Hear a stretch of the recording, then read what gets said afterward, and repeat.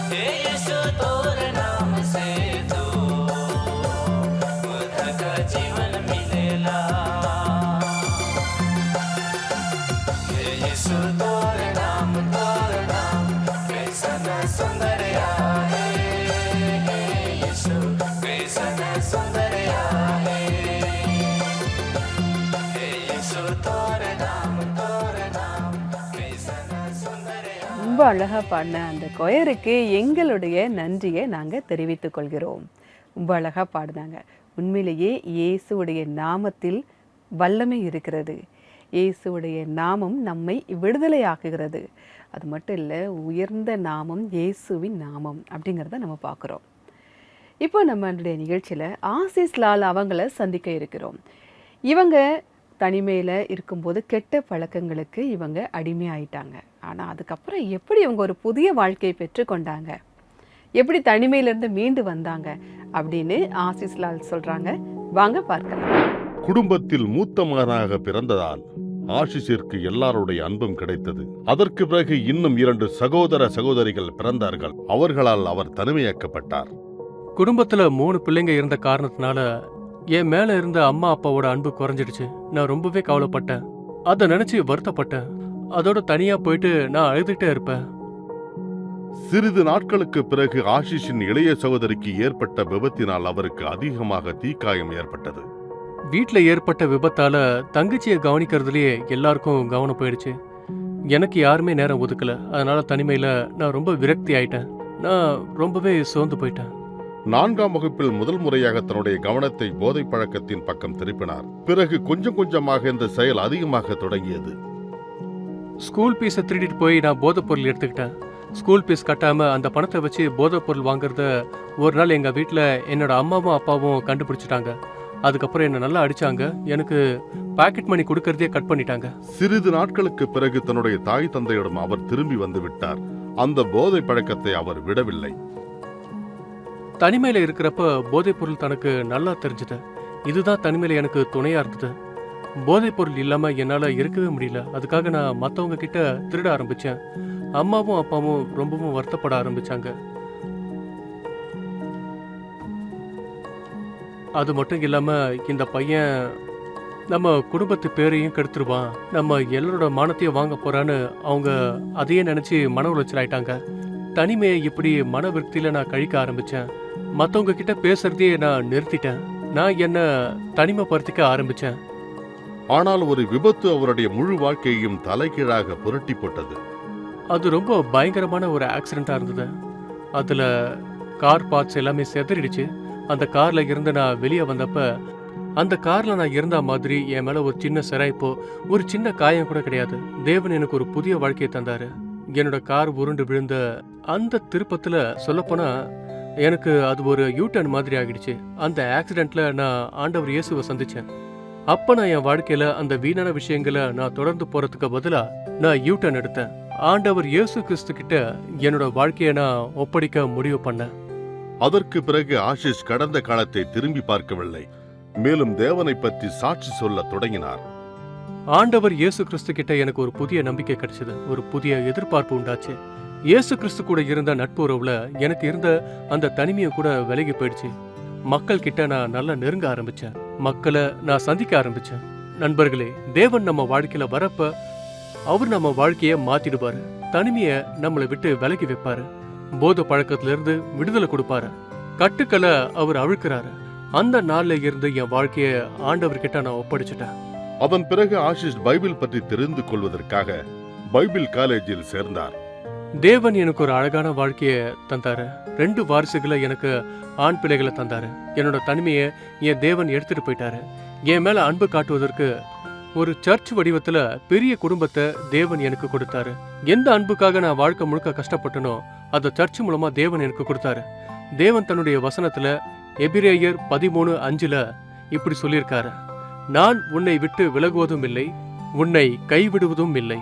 உண்மையை சொல்லப்போனா அந்த தேவன் என் வாழ்க்கையில எந்த ஒரு இடத்துலயும் என்னை தனியா விடல. நான் தேவனுக்கு நன்றி சொல்லிக்கிறேன். நன்றி ஆசிஸ், உங்களுடைய சாட்சிக்காக மிக்க நன்றி. உங்களுடைய சாட்சி உண்மையிலே ஒரு உத்வேகம் தரக்கூடியதா இருந்தது. தேவன் உங்க கூட இருக்காரு அப்படிங்கிறத நீங்க தெரிந்து கொண்டீங்க. உங்களுக்கு ஒரு புதிய வாழ்க்கையை தேவன் தந்திருக்கிறார். அதனால உங்க பேரு மாதிரியே நீங்க இன்னும் ஆசீர்வாதமா இருக்கணும் அப்படின்னு நாங்க கர்த்தருக்குள்ள ஜெபிக்கிறோம். நண்பர்களை பார்த்தீங்களா? அவருடைய வாழ்க்கையை பார்த்தீங்களா?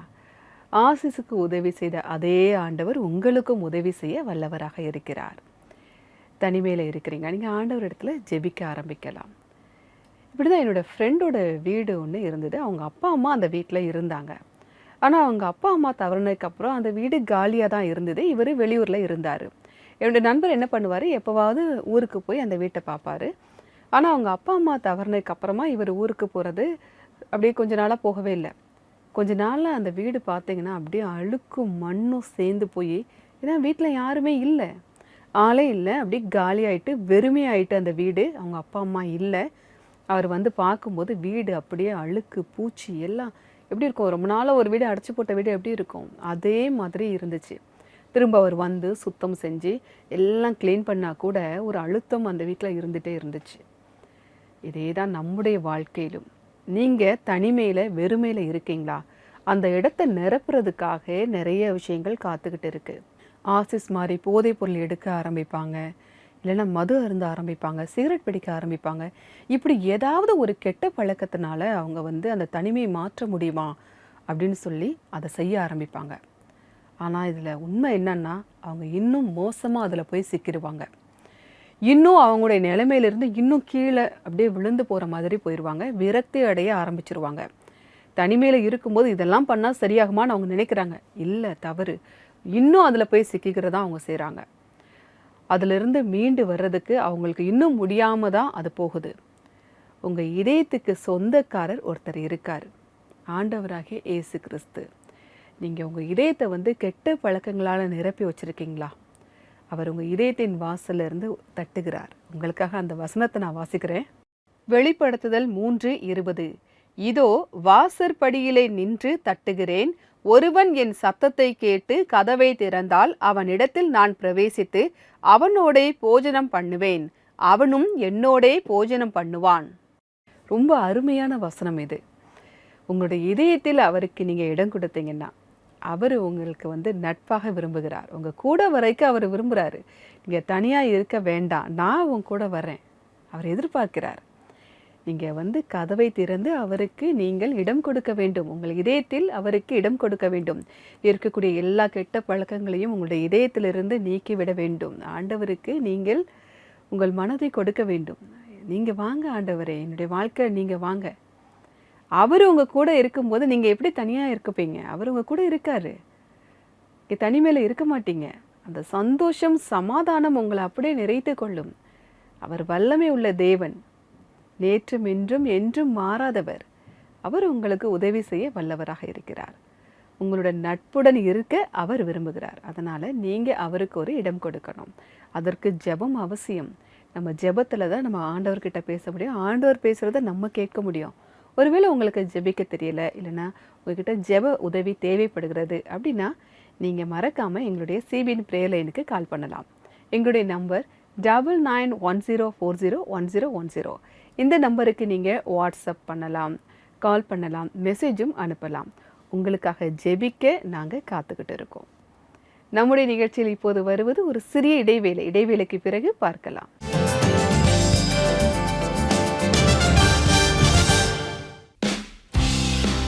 ஒரு புதிய வாழ்வு ஒவ்வொரு புதன்கிழமை அன்றும் உங்களுக்காக தேசிய பிரதேசங்களின் நிறத்தை தேசிய டிவியின் மேடையில் கொண்டு வருகிறது.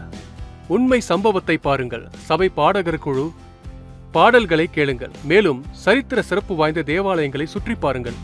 ஒவ்வொரு புதன்கிழமையும் ஒரு புதிய இடத்திற்கு செல்லுங்கள்.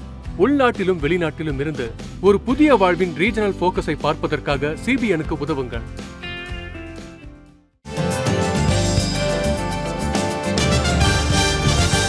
வெல்கம் பேக் டு ஒரு புதிய வாழ்க்கை. இன்னைக்கு ரீஜனல் ஸ்பெஷல் எபிசோட் சத்தீஸ்கரை பார்த்துட்டு இருக்கோம். அது மட்டும் இல்லை, தனிமையில் நம்ம இருக்கும்போது வரக்கூடிய கெட்ட பழக்கத்திலிருந்து நம்ம மீண்டு வருவது எப்படி அப்படிங்கிறதையும் நம்ம பார்க்குறோம். இப்போ நம்ம இடைவெளிக்கு முன்னாடி நம்ம பார்த்தோம், என் ஃப்ரெண்டோட வீடு எப்படி இருந்தது, அவங்க அடைச்சி போட்டிருந்த வீடு மண்ணும் பூச்சியுமா இருந்தது அப்படிங்கிறத நம்ம பார்த்தோம். அதெல்லாம் வரக்கூடாதுங்கிறதுக்காக என்ன பண்ணுவாங்க, வீடு வாசல் ஜன்னல் எல்லாத்தையுமே நல்லா டைட்டாக க்ளோஸ் பண்ணி வச்சுருந்தாங்க. அப்போ கூட அந்த மண் பூச்சி எல்லாமே வரதான் செஞ்சுது. நம்முடைய வாழ்க்கையிலுமே அப்படி தான். எந்த கெட்ட பழக்கமும் வரக்கூடாது அப்படிங்கிறதுக்காக நம்ம வந்து எப்படியெல்லாம் நம்ம வந்து கண்ட்ரோல் பண்ணுமோ எல்லாம் செய்ய தான் செய்கிறோம்.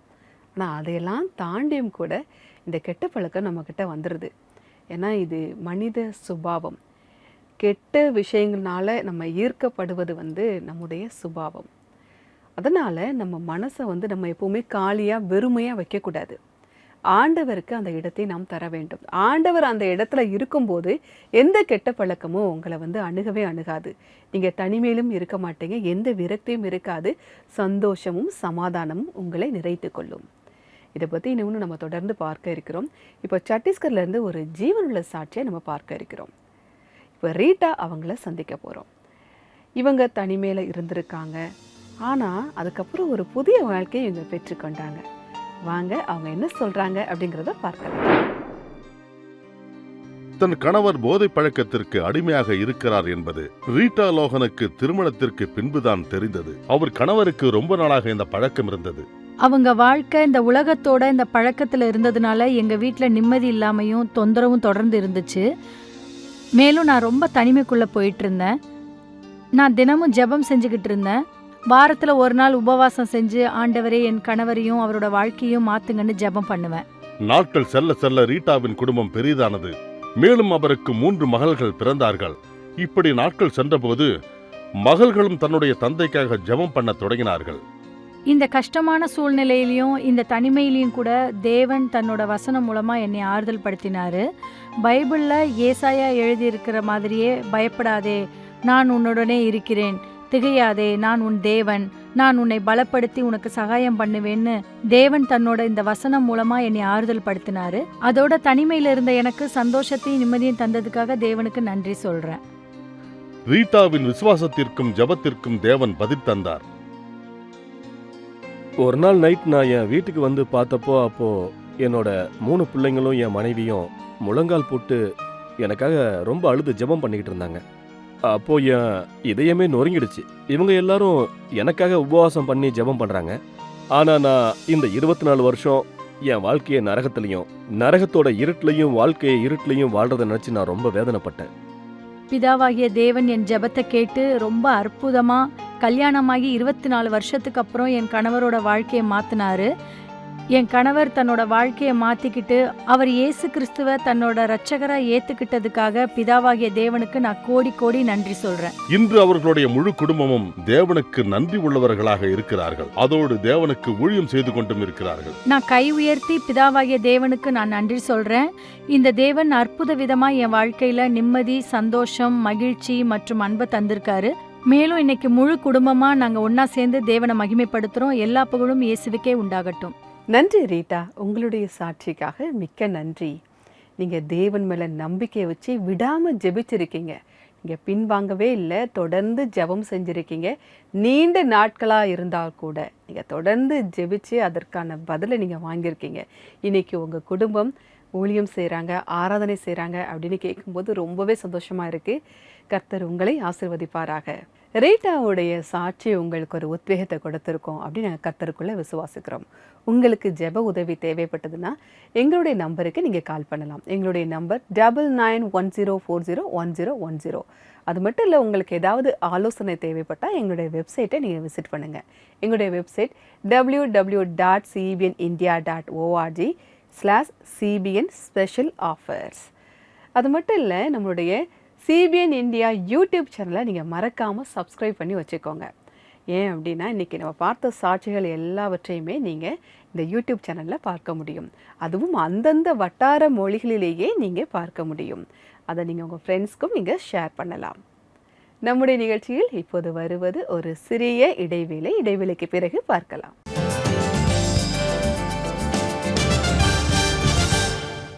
திருப்புமுனை நிகழ்ச்சியின் நேயர்களே, இன்னைக்கு உங்களை திருப்புமுனை நிகழ்ச்சியின் குடும்பத்தோடு இணையறதுக்காக நான் அழைக்கிறேன். நீங்க இந்த நிகழ்ச்சிய சமூக வலைத்தளங்கள் மூலமா ஒவ்வொரு வீட்டுக்கும் கொண்டு போங்க. இப்படி செய்யறதுக்காக ஒவ்வொரு மாசமும் நீங்க 50 ரூபாயை நன்கொடையா கொடுங்க. உங்களுடைய நன்கொடைய எங்களுக்கு ஸ்கிரீன்ல தெரியுற QR கோடை ஸ்கேன் செஞ்சு கொடுக்கலாம். இன்னைக்கே நீங்க திருப்புமுனை நிகழ்ச்சியின் குடும்பத்தோடு இணைஞ்சிருங்க.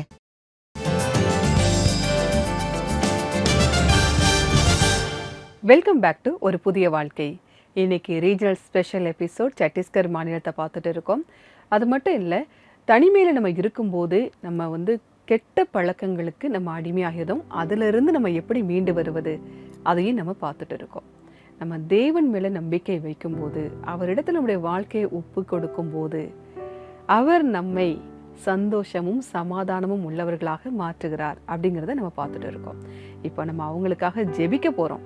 நீங்கள் என் கூட சேர்ந்து ஜெபிக்கலாம். ஒருவேளை நீங்களும் கூட தனிமையில் இப்போ இருக்கலாம், யாருமே இல்லாமல் தனியாக ஒரு ரூமில் நீங்கள் இருக்கலாம். இதே மாதிரி ஏதாவது ஒரு கெட்ட பழக்கங்களுக்கு நீங்களும் இப்போ அடிமையாக இருக்கலாம். அதிலிருந்து விடுபடுவதற்காக நம்ம எல்லாம் சேர்ந்து ஜெபிக்க இருக்கிறோம். வாங்க ஜெபிக்கலாம். அன்பின் பரலோக பிதாவே, இந்த நேரத்திற்காக நன்றி சொல்லுகிறோம் ஆண்டவரே. அப்பா, எங்களுடைய தனிமையான நேரங்களிலே அப்பா எல்லா கெட்ட பழக்கங்களும் எங்களுடைய மனதில் வந்து விடுகிறது ஆண்டவரே. தவறான பாதையில் நாங்கள் போகிறோம் அப்பா. இந்த உலகத்தில் நாங்கள் சிக்கிக்கிறோம் ஆண்டவரே. நாங்கள் தவறான வார்த்தைகளை பேசுகிறோம். ஆனால் உங்கள் அன்பு மாறாமல் உறுதியாக இருக்கிறதற்காக நன்றி சொல்கிறோம் கர்த்தாவே. நாங்கள் உங்களை விட்டுட்டாலும் நீங்கள் எங்களை விடுறது இல்லை ஆண்டவரே. எங்கள் வாழ்க்கையில் இருக்கக்கூடிய தனிமை மற்றும் வெறுமையால் கெட்ட பழக்கங்களில் சிக்கி இருக்கிறவங்களுக்காக ஜெபம் பண்ணுறோம் ஆண்டவரே. அவங்க அந்த கெட்ட பழக்கங்கள்ல இருந்து வெளியே வர அவங்களுக்கு நீங்கள் உதவி செய்யுங்க. அவங்களுக்கு உதவி செய்ய கூட இருக்கீங்கங்கிற உணர்வை நீங்கள் அவங்களுக்கு தாங்க. சத்தீஸ்கருக்காக ஜெபம் பண்ணுகிறோம் ஆண்டவரே. அந்த மாநிலத்தையும் அங்கே இருக்கிற எல்லா மக்களையும் ஆசீர்வதிங்கப்பா. அங்கே இருக்கிற சபை மக்களும் ஆவிக்குரிய வாழ்க்கையில் பலப்பட உதவி செய்யுங்கப்பா. உங்கள் நாமத்துக்கு புகழ்ச்சி உண்டாகட்டும் ஆண்டவரே. இயேசுவின் நாமத்தால் ஜெபம் பண்ணுகிறோம் பிதாவே. ஆமேன், ஆமேன். நாம் ஆண்டவரிடத்தில் ஜெபித்திருக்கிறோம். அவர் நம்முடைய ஜெபத்திற்கு பதில் தருகிறவராகவே இருக்கிறார். அவருடைய அன்பு உங்களை நிறைத்து கொள்ளட்டும். இன்றைக்கான பைபிள் வசனம் என்ன அப்படிங்கிறத பார்க்கலாம். மத்தேயு 28:20. நான் உங்களுக்கு கட்டளையிட்ட யாவையும் அவர்கள் கைக்கொள்ளும்படி அவர்களுக்கு உபதேசம் பண்ணுங்கள். இதோ உலகத்தின் முடிவு பரியந்தம் சகல நாட்களிலும் நான் உங்களுடனே கூட இருக்கிறேன் என்றார். நான் உங்க கூடவே இருக்கிறேன், உங்களை கைவிடுவது இல்லை அப்படிங்கிறத இந்த வசனம் ரொம்ப அழகா சொல்லுது. இம்மானுவேல் அப்படின்னாலே தேவன் நம்மோடு இருக்கிறார்னு அர்த்தம். தேவன் நம்ம கூடவே இருக்கிறார். நீங்க தனிமையில இல்லை, ஆண்டவர் உங்க கூட இருக்கிறாருங்கிறத எந்த சூழ்நிலையிலுமே நீங்க மறந்துடாதீங்க. நம்முடைய நிகழ்ச்சியில் இப்போது வருவது ஒரு அழகான ஆராதனை பாடல். வாங்க பார்க்கலாம்.